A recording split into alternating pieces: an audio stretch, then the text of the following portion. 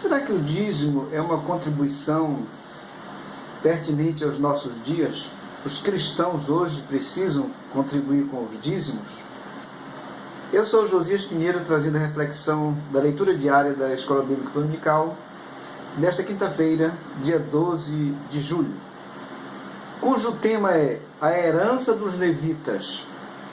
O texto básico para esta reflexão está em Números capítulo 18, verso 20 e verso 21, que diz assim: Diz também o Senhor a Arão: na sua terra herança nenhuma terás, e no meio deles nenhuma porção terás. Eu sou a tua porção e a tua herança no meio dos filhos de Israel. Continuou o Senhor falando: aos filhos de Levi dei todos os dízimos em Israel por herança, pelo serviço que prestam no serviço da tenda da congregação. O Senhor disse para Arão: eu sou a tua porção. E aqui temos uma pergunta que requer também uma resposta, que é a seguinte: o que significa dízimo?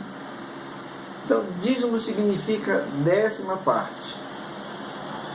E nós encontramos nas Escrituras Sagradas, Deuteronômio 14, 22, a ordenança dos dízimos para o serviço do Senhor. Diz assim o texto: certamente darás os dízimos de todo o fruto das tuas sementes, que ano após ano se recolher do campo. E temos outra pergunta aqui, muito importante, que é: qual a finalidade do dízimo?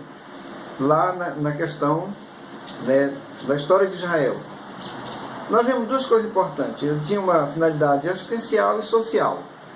Deuteronômio 14, 28 e 29 diz assim: ao final de cada 3 anos, tragam todos os dízimos da colheita do 3º ano, armazenando-os em sua própria cidade, para que os levitas que não possuem propriedade nem herança, e os estrangeiros, os órfãos e as viúvas que vivem na sua cidade venham comer e saciar-se, e para que o Senhor, o seu Deus, os abençoe em todo o trabalho das suas mãos. Então, a finalidade não era erguer tabernáculos, não era erguer templos, era prover manutenção diária para os necessitados, para os famintos. E aqui temos uma questão: ainda temos que dar o dízimo nos nossos dias, no nosso tempo? Então, dízimo é um tema polêmico, controverso, entre muitos cristãos e entre os não cristãos que ficam de fora observando.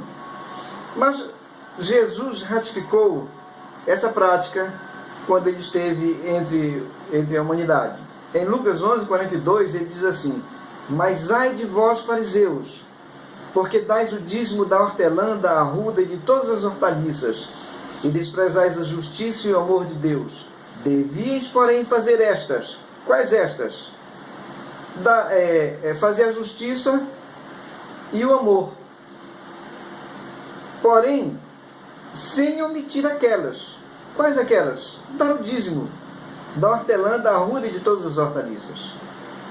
Então, Jesus estava mostrando aqui que algumas coisas importantes da lei eram desprezadas e outras que eram importantes, mas não tanto, era dada muita importância. Entretanto, ele quer dizer com isso que o dízimo ele é muito importante quando é acompanhado por essas outras características, essas outras virtudes do amor de Deus que foi derramado em nossos corações pelo Espírito Santo que nos foi dado. Há quem não arrecade dízimos, só arrecada ofertas, e muitas vezes com um percentual até superior a 10%. Isso, na verdade, não passa de dízimo com outro nome. Deus não muda em nem sua palavra. A lei não mudou. Ela só foi ajustada para a nova fase da relação com Deus. Jesus cumpriu o propósito da lei cerimonial dos sacrifícios de animais. A lei era dividida em três partes, como lei moral, lei civil e lei cerimonial. A lei cerimonial apontava para Jesus. Quando Jesus veio, ele cumpre esta proposta, esse propósito, essa finalidade que a lei apontava, que ele se deu como sacrifício por nós. Então, não há mais necessidade de sacrifício de animais, porque Jesus já se sacrificou por nós. Então não há necessidade de lei cerimonial, mas a lei moral, ela ainda continua valendo. Nós ainda continuamos tendo o Senhor como único Deus, nós continuamos não nos curvando diante das imagens de escultura, nós continuamos não tomando seu nome em vão, nós continuamos tirando um dia de descanso na semana, nós continuamos honrando pai e mãe, continuamos não matando, não roubando, não adulterando, não mentindo, não cobiçando. E isso faz parte da nossa vida. O que é moral não foi abolido, ele continua em vigor.